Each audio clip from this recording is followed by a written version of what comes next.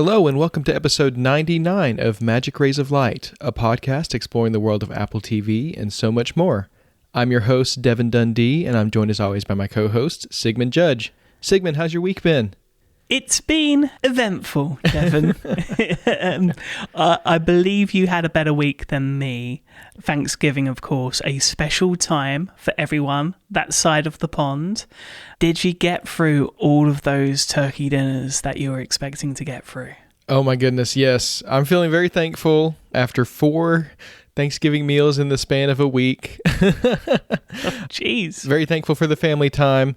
Very full, ready to take a break from turkey until next year, which is usually what I do. We'll do a Christmas ham and then get back to turkey next Thanksgiving. But yeah, it was a great week. And now we're moving into Christmas time, so we actually went and saw some Christmas lights with Noah for the first time this week as well. So that was wonderful. I think you probably noticed, Sigmund, at the top of the episode, I mentioned this is episode 99 of Magic Rays of Light. Hard to believe that we're already almost to episode 100. And next week we'll actually be recording episode 100. We wanted to do something special to commemorate it. And so we're inviting all of our listeners to jump in and join us as we celebrate 100 episodes of Magic Rays of Light. We're going to be doing an AMA. That means Ask Me Anything. So this is your opportunity to send in questions to us about Apple TV or about really anything else. We are leaving it very open-ended. So if there's anything you've ever wanted to ask me or Sigmund, we're going to take some time next week to answer those questions in celebration of our 100th episodes, to thank everyone for sticking with us through the first 100 and prepare for the next 100 to come. So you can send those in via social media. Links will be in the show notes. Or you can email us or send us an iMessage to mrolfm@screentimes.net. including a voice memo if you'd like to do it that way. We'd love to hear your voice as well. But whether you send it in via text or voice, we would love your question for next week's 100th episode celebration, an AMA on Magic Rays of Light. Now, my question is, shouldn't it be AUA? Ask us anything?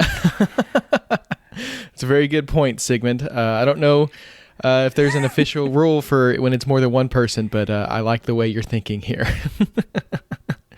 I don't know that they've ever done one with multiple people and called it an AUA, but we can start the trend, Sigmund. AUA. This is episode 99, a week short of Apple TV news, but big on Apple TV releases. Yes, lots of Apple Originals to talk about this week. We're going to recap Apple Original Series Lessons in Chemistry. We're going to share what we've been watching over the Thanksgiving holiday with an extended Up Next Picks list. We're going to recap some Black Friday sales that should still be ongoing as of the release of this episode, so if you want to pick those up, we'll have some good recommendations there. But we're going to kick off with 2 highlights on Apple Originals that came out this past week. Those are, of course, the Velveteen Rabbit and Ridley Scott's Napoleon. Let's dive in first with Napoleon, a spectacle-filled action epic that details the checkered rise and fall of the iconic French Emperor Napoleon Bonaparte, played by Oscar winner Joaquin Phoenix. Against a stunning backdrop of large-scale filmmaking orchestrated by legendary director Ridley Scott, the film captures Bonaparte's relentless journey to power through the prism of his addictive, volatile relationship with his one true love, Josephine, showcasing his visionary military and political tactics against some of the most dynamic practical battle sequences ever filmed. We must make an example, or France will fall. I promise you brilliant successes. I'm destined for greatness. What's the outcome of this if you don't succeed? I'm the first to admit when I make a mistake. I simply never do.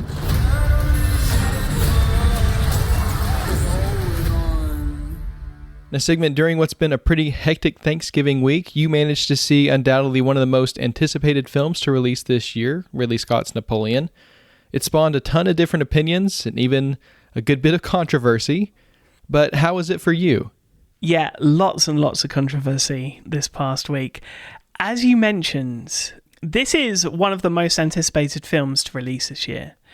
And that's mainly because we haven't really seen the story of Napoleon brought to screens for years. The first adaptation that I'm aware of came to screen was a 5.5-hour epic in 1927 by Abel Gance, 1970s Waterloo by Sergio Bondarchuk, which really focused on that final battle. However, the one director that is most commonly associated with Napoleon is the late great Stanley Kubrick, who spent 2 years developing a screenplay for his film about the French commander and later emperor, said to be headlined by Jack Nicholson, who, funnily enough, played the Joker, much like Joaquin Phoenix did not that long ago, which got him the role after Ridley Scott saw it. Yet, despite the time spent on the project, compiling a treasure trove of research to ensure every detail was as historically accurate as could be, and successfully convincing the Romanian army to supply him with over 50,000 soldiers for his battle scene reenactments, MGM pulled out of the Stanley Kubrick Napoleon project, which would instead become the basis for Kubrick's 1975 film Barry Lyndon, which in turn inspired Ridley Scott to make his 1977 film The Duelist, which was also set during the Napoleonic era. Now, Kubrick was said to be very fond of both the late Tony Scott and brother Ridley Scott, so it was no surprise that a year following Stanley Kubrick's passing in 1999, his script for Napoleon was delivered to Ridley Scott, who later commented that the length of covering the full historic breadth of this figure from birth to death left him underwhelmed. And so Scott decided to go in a completely different direction, and boy, did he. Now, that script was since taken on by Steven Spielberg for an upcoming miniseries for HBO, which begins filming next year. This Napoleon film, however, is very, very Ridley Scott. It comes from a script written by David Scarpa, and follows Napoleon's rise from warrior to emperor, from victory to defeat and exile, in what is a massively compressed historical narrative that not only recreates the visceral horror of war by staging 6 of the 66 Napoleonic battles, captured through 11 cameras, and the whole film shot in just 62 days. There are cannonballs ploughing through rows of human bodies and horses, people running with pointed instruments, mostly to their deaths, and it all takes place in what is a very grim atmosphere through the mud and through the rain, and yet everything that you see, as grim as it is beautiful. The tones are muted in this film, but the overall tone of the film is far from.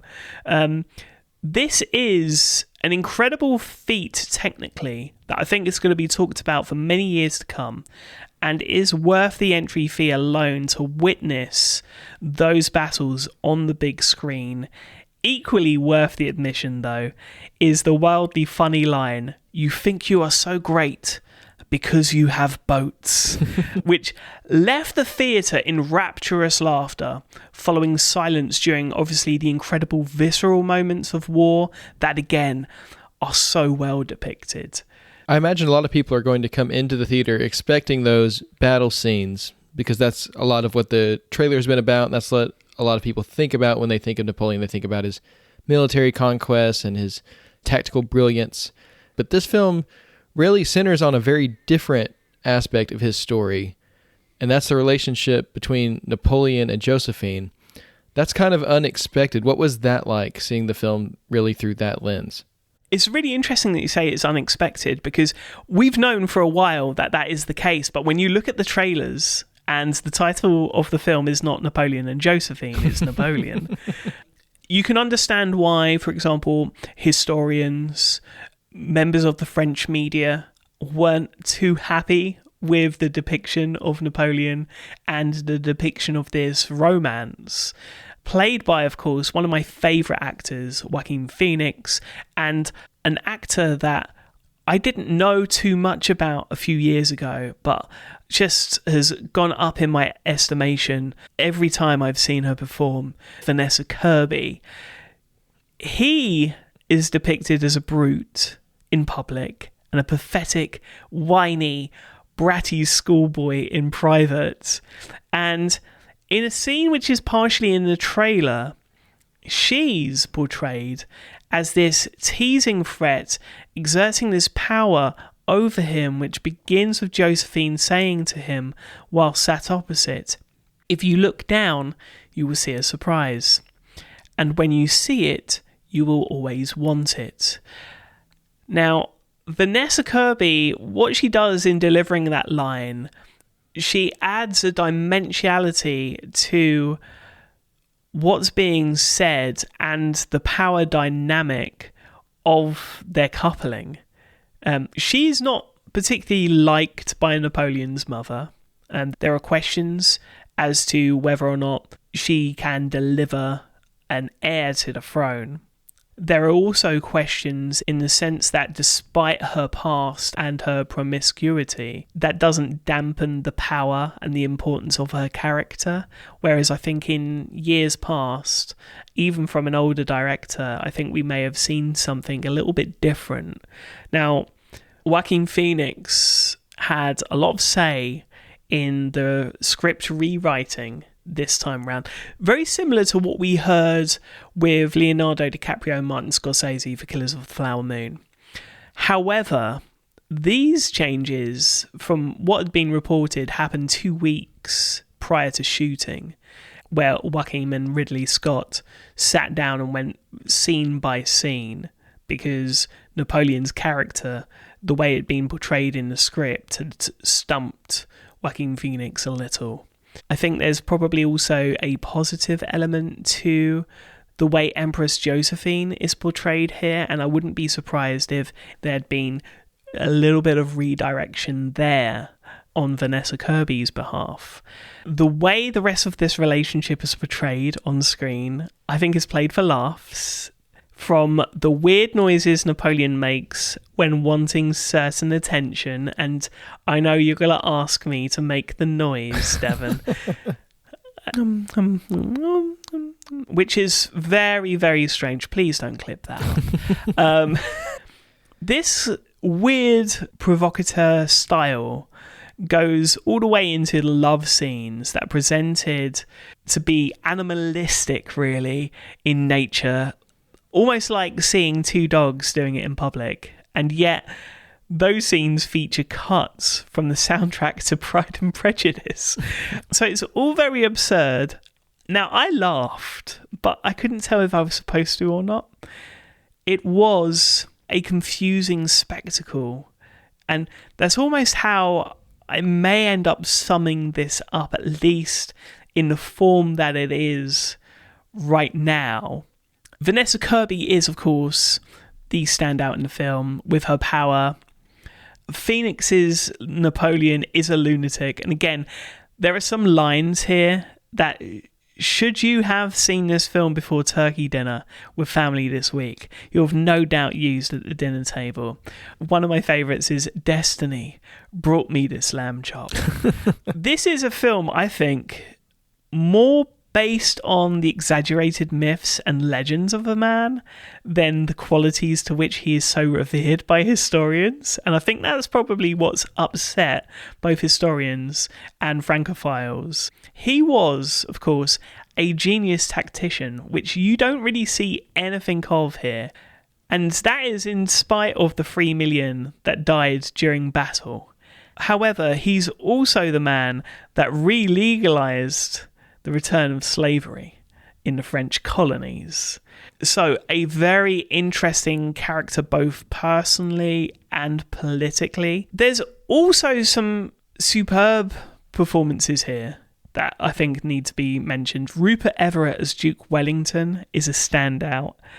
But I think overall, and Ridley Scott mentions this a number of times, he says the atmosphere is a character in his films. And he is struck more with visual narrative. He tends to tell his stories through moments. And those moments, of course, are made up by an incredible crew that have put together some incredible costumes, amazing set design. The sheer scale of this film feels like something out of the 1990s, and I couldn't help but watch in awe at the enormous will of everyone involved in this production. And that is a positive that I have for this film. David Scarpa, the screenwriter, said of Scott and his will in filmmaking, he said, you send him pages whilst he's shooting. He shoots 12 hours a day, and then he goes out to dinner with the actors. Then he works on editing what he shot that day. After that, he reads your pages, and the next day you get the email from Europe, and he storyboarded them. That would kill 90% of the directors in Hollywood. Knowing that, I think there's something quite special about this film, even though I think it's flawed in a lot of ways. The special part of this film is that we're rarely going to see a film of this scale, a film of this budget, shot so beautifully and have those moments of spectacle. Someone like, for example, Martin Scorsese, Ridley Scott, respectfully, they're getting on. And I wonder if we're going to see Apple or someone else give that responsibility and those funds to make something like this again. Yeah, I completely agree with you. And I would love to see this sort of effort and resources put behind some other directors as well. But having given your thoughts on the behind the scenes and some of the dynamics within the film, what are your overall thoughts and takeaways from watching Napoleon? Okay, well, my biggest takeaways from this, I think, are that there is, unfortunately, a distinct lack of context to help non-historians navigate what is a 2-hour, 40-minute runtime. There is very little detail to engage those that know Napoleon's story. Both elements, I think, are going to leave a lot of people confused, myself included, and a little bit disappointed, and probably wanting more from Scott's work. I also think the story is so grand that no matter what, you're going to be left wanting more. I mentioned the 1927 Napoleon film by Abel Gance. That was over 5 hours. However, that was supposedly to be the first of 6 films. So it gives you an idea on the troubles with this story. When it comes to different cuts, we've heard that there's a 4-hour cut coming, and that shouldn't be really any surprise for anyone that knows anything about Ridley Scott and the rollout of his films. His extended cuts are always the go-tos for his fans over the theatrical cuts. Blade Runner, I don't know how many cuts that ended up having, but the extended director's cut is the one that everyone flocks to. The same should be noted about Kingdom of Heaven from 2005. I think Gladiator even had a couple cuts. I guess what I'm going to say is I wasn't a massive fan of the theatrical cut. It felt like a highlight reel as opposed to a storyline that I could follow. However, what I'm not going to do at this juncture is be conclusive on my thoughts on Napoleon until I've seen the 4-hour, 5-minute cut.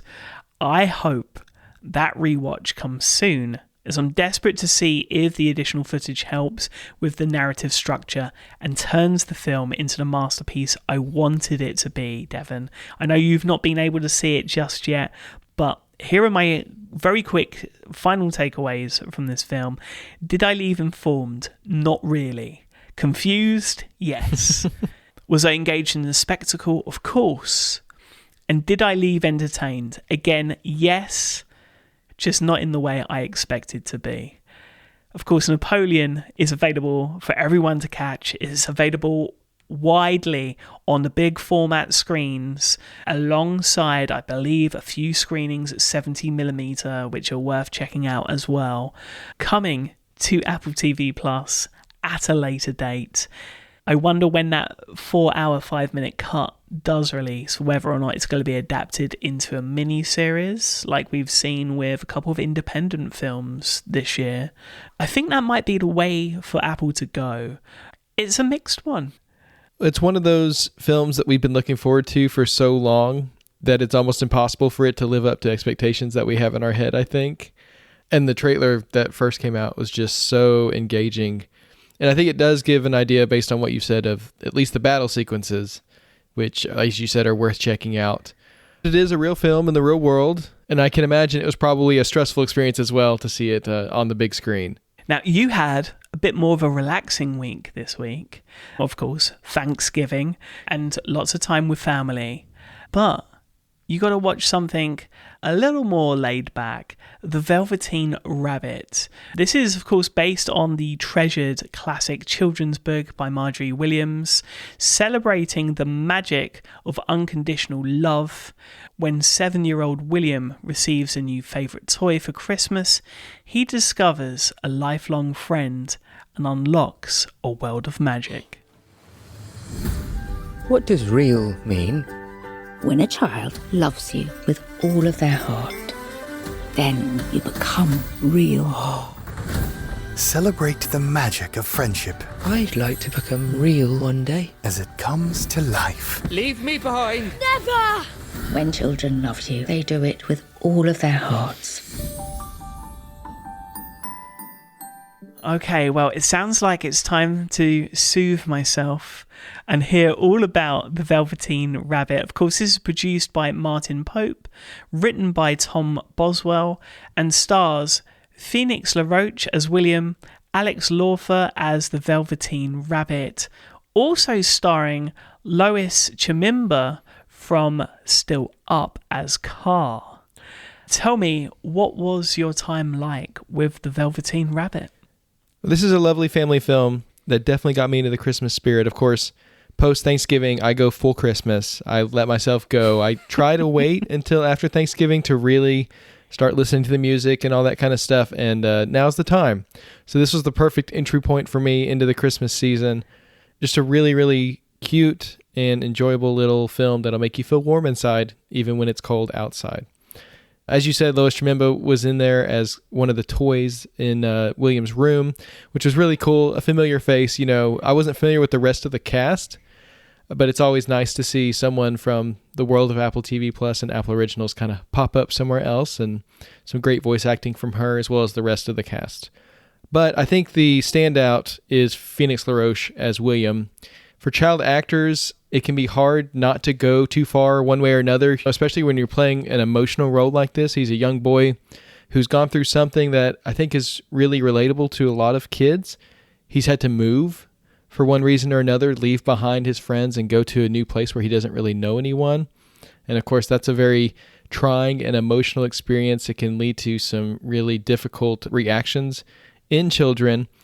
But Phoenix does a great job of communicating that struggle without going to the point of brattiness or being off-putting or just overacting. That's something that a lot of people struggle with, and honestly, it's one of the reasons I'm not an actor, because I think I would probably overdo everything. You know, when I'm mad, I'd be really mad, and it just wouldn't be an enjoyable experience for people to watch. But he brings a subtlety to the role that really makes him relatable, I think, to kids, and it makes him someone that me and as an adult can root for and relate to and really honestly feel sorry for this thing that he's going through, and still him being someone that we want to see come through this experience and come out the other side. From a technical perspective, the film is a mix of live action, CGI, and animation, which I found really fun. It is a little bit maybe jarring the first time you see the toys come to life and they go from their live action counterparts to the CGI versions, but you know, it's well done, and it's interesting to see the toys interact with one another. There are no villains in the film, but there are some misguided toys with some strange ideas of what it means to be real. And I think when the Velveteen Rabbit shows up, there's a little bit of maybe jealousy in the toy room. Hazing might be too strong of a word, but there's definitely some I'm real and you're not vibes going on there among the toys. which I think is also something that kids can relate to, coming into a new place. Just as William's coming to a new school, the Velveteen Rabbit's showing up in this playroom for the first time. And it's not always the most welcoming environment, right? And so that's a struggle that they both go through, and they have their parallel journeys there. But I will say the animation, especially when William and the Velveteen Rabbit go on their adventures together and it goes into like full 2D animation, that just feels like a storybook come to life. It's very rooted in Marjorie Williams' work, and it does a great callback to the original that the film is based on, which I really enjoyed. Yeah, there is a sense in this film about what is real and how you feel real, so to speak, and how being real means that it can hurt. Yes. And the delicate nature in that feeling. What I loved was that it's a continuation, in a sense, of what we saw last year with the boy, the mole, the fox and the horse, and the story that's being told, which is actually quite a complex story, dealing with complex emotions for a young audience that adults can also enjoy and maybe take something deeper from. But I think kids, whilst they might not get the deeper concepts that are being explored, are at least introduced to these feelings and these emotions. And I just think that's a beautiful thing to see, that the boy, the mole, the fox and the horse from last year wasn't just a one and done concept. This is something that Apple are trying to continue to do, especially during this time of year with their original output. Certainly. And they can also be great conversation starters for families as well. I know growing up, there were certain things that I watched that helped me start to process certain emotions that I was having. And maybe it wasn't until years down the line that I realized those films and TV shows were helping me do that. Honestly, that's why I still have such fond memories for some of those things that I watched as a kid, because I really feel like they helped me growing up just kind of grapple with some of the things that I was feeling. And again, it can be an opportunity for parents and children to watch together and maybe ask, how did you feel about what William was going through? What do you think he felt? And conversations like that can just really be great opportunities for jumping off points to start grappling with some of those emotions as kids get older and, start to feel more complex and difficult things. At the end of the day, the film has a wonderful message about sacrificial love and the endurance of friendship. The relationship between William and the Velveteen Rabbit is just so beautiful, and I think there's a lot we can learn from it as well, even as adults. So I think it's well worth a watch. If you have kids, definitely check this out with them over the holiday break. But even if not, if you're just looking for something to kind of, again, make you feel warm and fuzzy inside, go on a little emotional journey over 45 minutes and enjoy a nice Christmas story, I would definitely recommend checking out The Velveteen Rabbit. It is now streaming on Apple TV+. I feel like if Napoleon Bonaparte was still alive today, this would be essential viewing for him, based on the version of him that I saw earlier this week.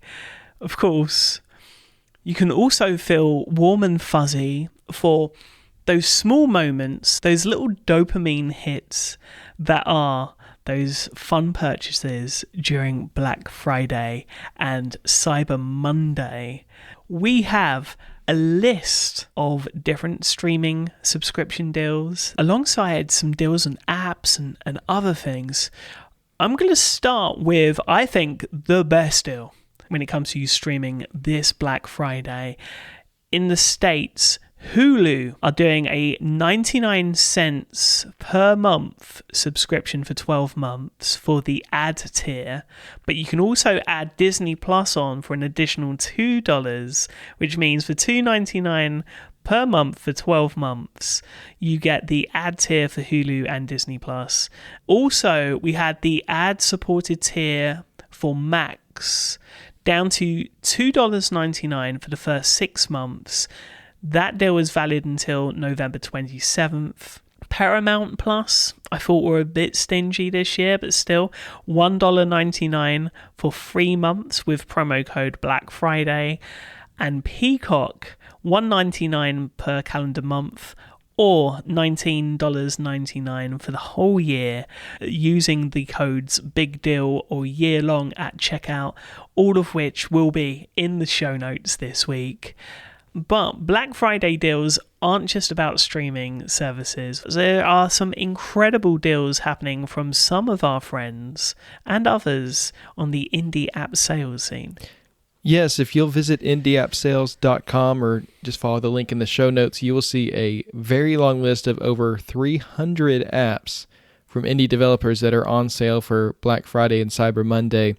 Some really wonderful deals in there from some apps that we love and recommend, including Dark Noise, Expenses, which is a budgeting app that I use and enjoy, Aaron Pierce's HomeKit apps, including Home Run, Home Cam, Home Pass.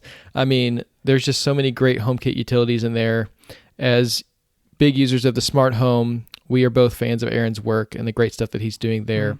Mango Baby, which has become an essential app for me over the past few months, keeping track of Noah's diaper changes and his sleep and all that great stuff. It's down to a really incredible price. Course Play by Marcos Tanaka, an app we both use for YouTube Watch Later, including playback on our Apple TVs. That's down to a great price. And a big update coming to Play next week that we'll, of course, cover as it becomes publicly available. And Adam Foote's apps, TV Launcher and TV Remote are also on sale.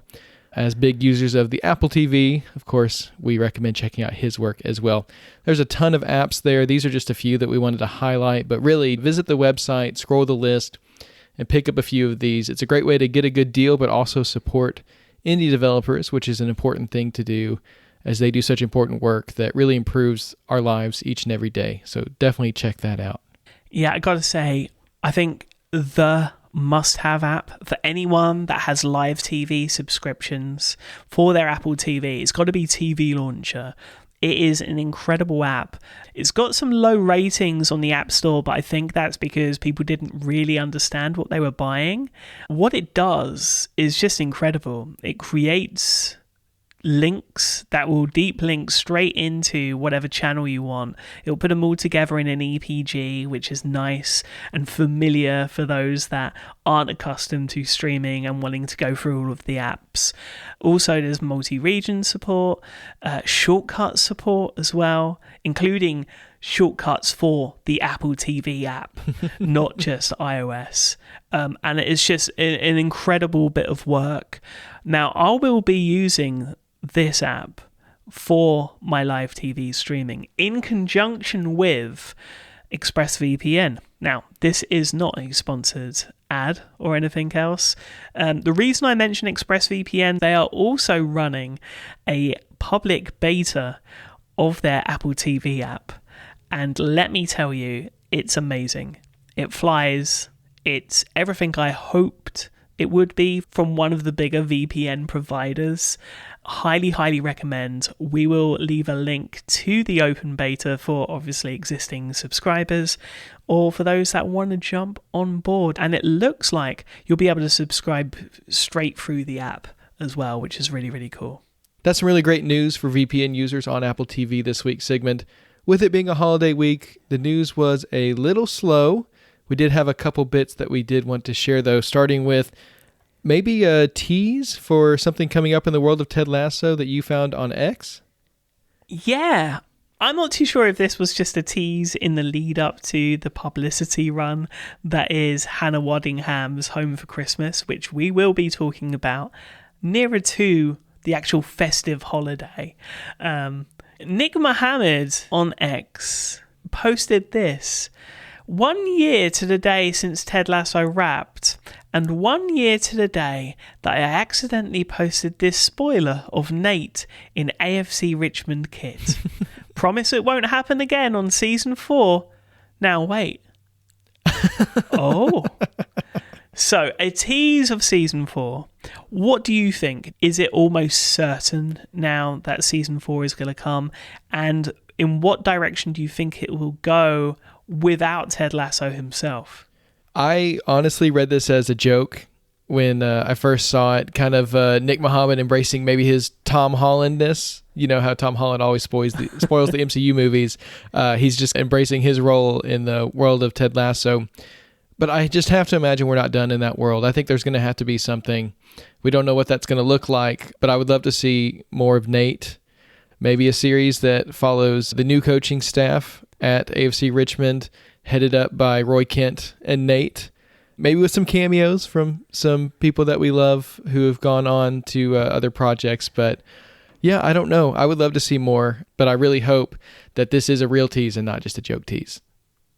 Well, one writer that we know is probably a little bit too busy to be writing for Ted Lasso season 4 just yet is, of course, Bill Lawrence, who this week also took to X and replied to a question that was asked about Shrinking. When are we going to see season 2?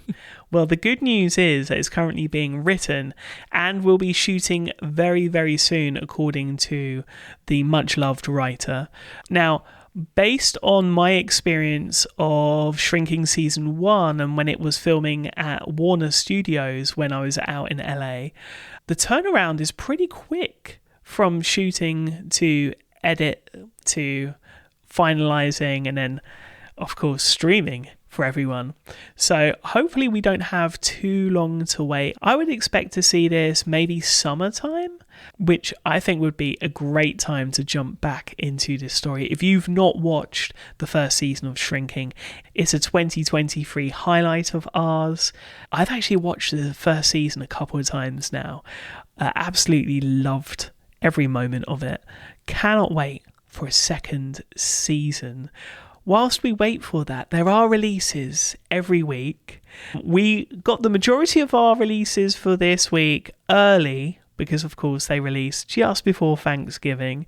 Something I noticed was a lot of the other streaming services did not release their episodes in the UK until the scheduled Friday. So we had to wait 2 days longer than the majority, but Apple were very kind and let everyone have their episodes at the same time.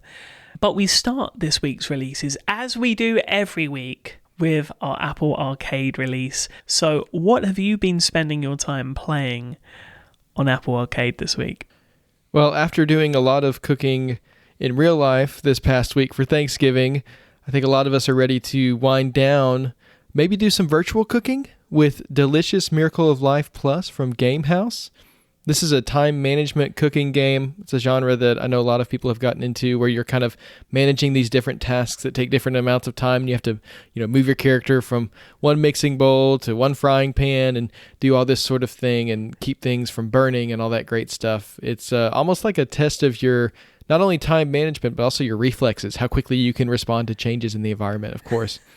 Now, this one takes a little bit of a twist. You might tell from the title that it actually has a baby storyline as well as the cooking. In this game, you'll play as Emily, a chef who's recently found out that her family is growing. Help her serve food at work, decorate her nursery, go to doctor's visits, and more. So you're not just managing her time in the kitchen, you're also taking her out to her home, to her doctor's visits. You're going through a lot with Emily here. So this is maybe an expansion of what you'd usually expect from this genre of game, but it does look like a good bit of fun if this is your thing. Of course, being an app store, great. It's available on iPhone and iPad. You can always AirPlay up to your big screen if you want to enjoy it on the biggest screen possible. Now, one thing I'd love to see come to the big screen is Apple original podcast, Pirate of Prague. Sigmund, after hearing you talk about how much you enjoyed it last week, I finally caught up on the first few episodes, and what a story. Wow, I mean, it is a wild ride so far, and we are just getting started. I wasn't expecting to get so much Eastern European history throughout this story, but I have to say it's all been fascinating and really enjoyable.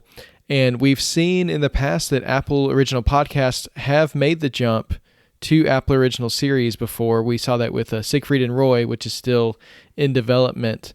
I would love to see this one become adapted to a series as well. I think it's ripe for that sort of thing, or maybe even a film. I don't know, but it's got that great caper vibe to it. Really, really interesting character at the center of it who you can never quite get a hold of who this guy is, but it's really fun to see what he's doing, as long as you don't think too much about the consequences, because there are a lot of people he leaves behind in the wake of his actions. Anyway, if you haven't listened to Pirate of Prague yet, it's a great podcast. Definitely recommend jumping in as the series continues on Monday. Before Monday, we have a weekend of MOS Season Pass to watch either live or on demand or through the highlights, which are always very well put together. Of course, something I've been doing, I set the settings in the TV app to not display the scores so I don't have them spoilt for me, because I can't always watch live. Playoffs continue this weekend. It's Orlando versus Columbus and Cincinnati versus Philadelphia, alongside Houston versus Kansas City, and the big one, Seattle versus LAFC. Who will survive? Who will be in the final? We will find out in just over a couple of weeks' time. Now, if you've caught up with all of the Apple originals from this past week, you've got a little bit of a weight on your hands, but not too long. Wednesday is the big day. We have the premiere of Slow Horses, Season 3. I cannot wait to talk about this one, Devon. It is, I think, the best season yet. There's something just incredibly special about this show. This is a show that will continue to gain popularity for years and years to come. And that season premiere comes alongside a new episode of The Buccaneers, which, Devon, I know you've been enjoying week in, week out. But let's talk about some extras available this week. Yeah, a fun Apple Original crossover. Tim Cook came on Dua Lipa's podcast At Your Service. Of course, she's in the upcoming Apple Original film Argyle.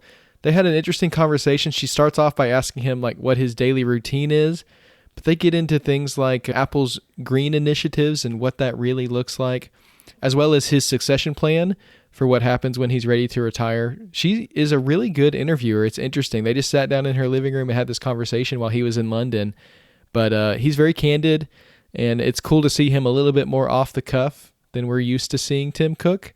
So it's definitely a podcast I would recommend checking out. Some good insights there. A really cool extra from Killers of the Flower Moon came out on YouTube this week. It's Lily Gladstone's rap speech at the end of production, where she shares what the film means to her. She puts it in context of her career and her whole creative journey, and really how this is almost the culmination of what she started when she was first getting started as a creative. So very cool to see that. Just a little behind the scenes snippet from a film that you and I both enjoyed, and I'd say I'm still thinking about, still looking forward to seeing again as soon as I can.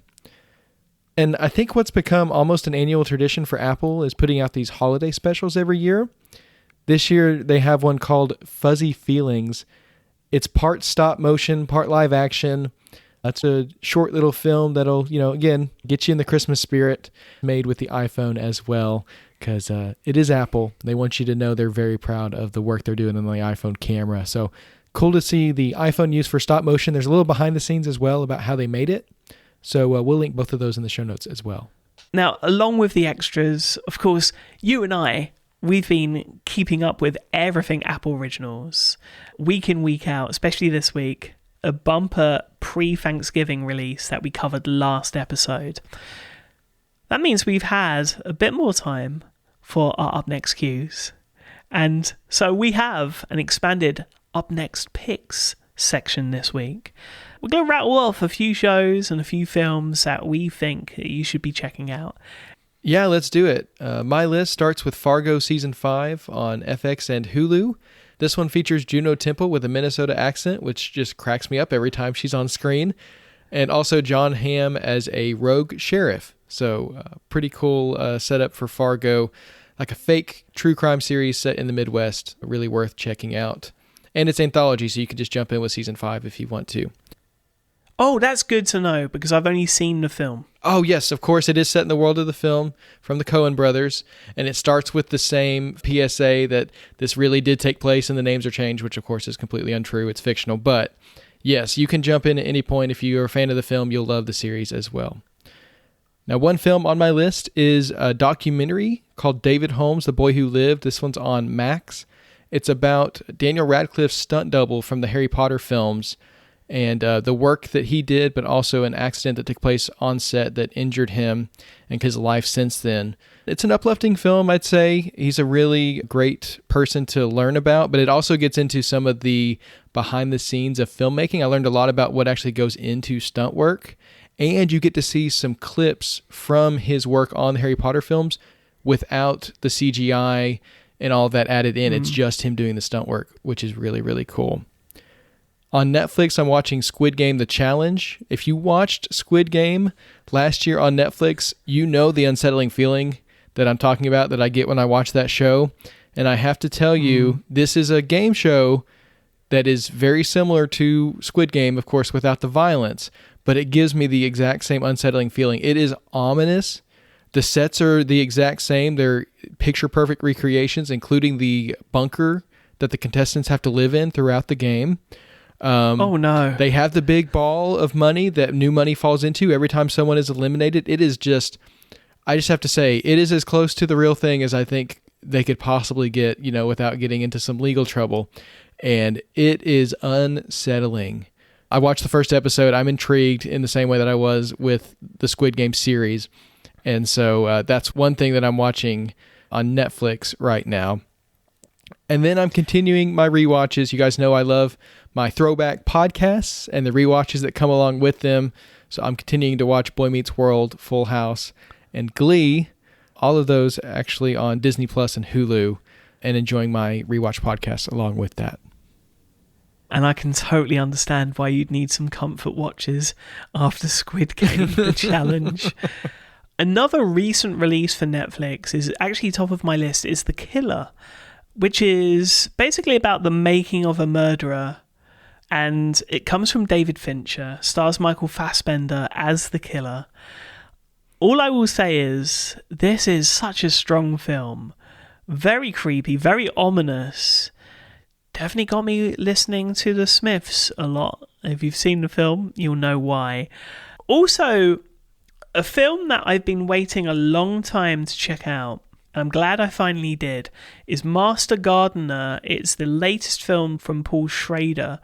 I believe it's the third film in a trilogy that began with First Reformed, continued through The Card Counter, which was executive produced by Martin Scorsese, and finishes with this exceptional film. It stars Joel Edgerton as this meticulous horticulturist of Gracewood Gardens who has to pander to his employer, played by Sigourney Weaver.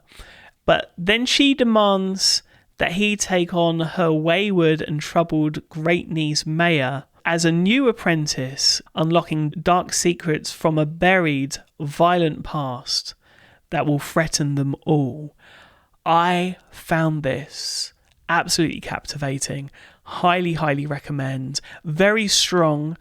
Does have certain elements that kind of harken back to American History X. So if you're aware of that film, you'll be aware of what to expect with this film. Then, in terms of comedies, Quiz Lady on Hulu with Awkwafina and Sandra Oh. Really, really funny family comedy based around a quiz show hosted by Will Ferrell, and the relationship between two sisters who must pay off the debts of their terminally ill mother. Just a really, really good time, and a beautiful cameo right at the end. Just a beautiful story, two great performances, a highlight from this year, one that's going to be overlooked by many. And then just a few on filmmaking, as you were talking about. Project Greenlight, A New Generation. Project Greenlight was a show that originally was Matt Damon and Ben Affleck choosing a director and helping guide them through bringing their vision to life, and really giving an idea on every aspect that goes into making a film and bringing a film to the public. Fantastic. This is hosted by Issa Rae and her production company Hooray. Also hosted by Kamal Nanjiani and Gina Prince Bythewood, amongst others. A really special and really interesting show. Highly, highly recommend. And then, of course, some extras. True Love, the making of The Creator. The Creator, of course, my up next pick from last week. Alongside the making of Oppenheimer, Also, an Up Next pick from last week. 2 incredible documentaries on the making of. Christopher Nolan, of course, always brings something special when it comes to documenting the filmmaking process. Again, does the same thing here. And lastly, my comfort watch during Thanksgiving week has been the return of Ink Master, now on Paramount Plus. This is season 15, and I will tell you, I've watched all 14 seasons that have come before.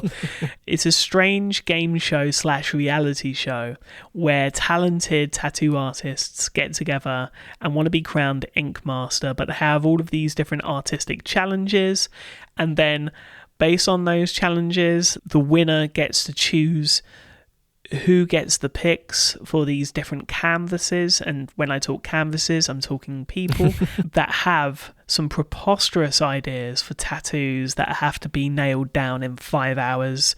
And part of the skill, from what I've learned over the last 14 years, is to try to convince the person getting the tattoo that, in fact, that's not what you want, right? If you want a good tattoo. So bizarre, but captivating all the same. Now, of course, there hasn't been a highlight, I think, this year quite like Lessons in Chemistry, which wrapped this past week. And we're about to recap. Set in the early 1950s, Lessons in Chemistry follows Elizabeth Zott, whose dream of being a scientist is put on hold in a patriarchal society. When Elizabeth finds herself fired from her lab, she accepts a job as a host on the TV cooking show and sets out to teach a nation of overlooked housewives and the men who are suddenly listening a lot more than recipes.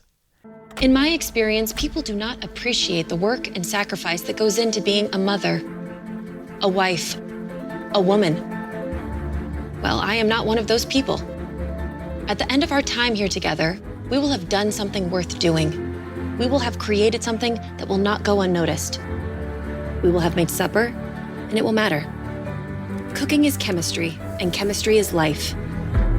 Your ability to change everything, including yourself, starts here. Let's begin, shall we? This series, of course, is based on the novel from author, science editor, and copywriter Bonnie Garmus, executive produced by Lee Eisenberg, starring and executive produced by Brie Larson, who plays Elizabeth, alongside a list of co-stars: Lewis Pullman as Calvin, Aja Naomi King as Harriet, Stephanie Koenig as Fran, Kevin Sussman as Walter, and Patrick Walker as Wakely. We have been singing the praises of this show since its premiere week. It's sad to see those episodes have gone by so fast, yes. Devon. What was your experience of Lessons in Chemistry, and did you enjoy it as much as I did? Well, let me just say I enjoyed it so much. This one was a huge surprise for me. It's one that we've looked forward to for a long time, knowing Brie Larson was going to be heading up her own Apple Original series. But even expecting it to be enjoyable, it turned out to be so much more than I thought it would be.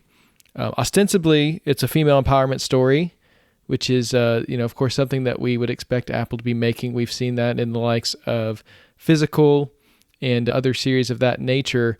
And it is a female empowerment story. It's about Liz overcoming the sexism of her day and finding her place and teaching other women to claim their power as well.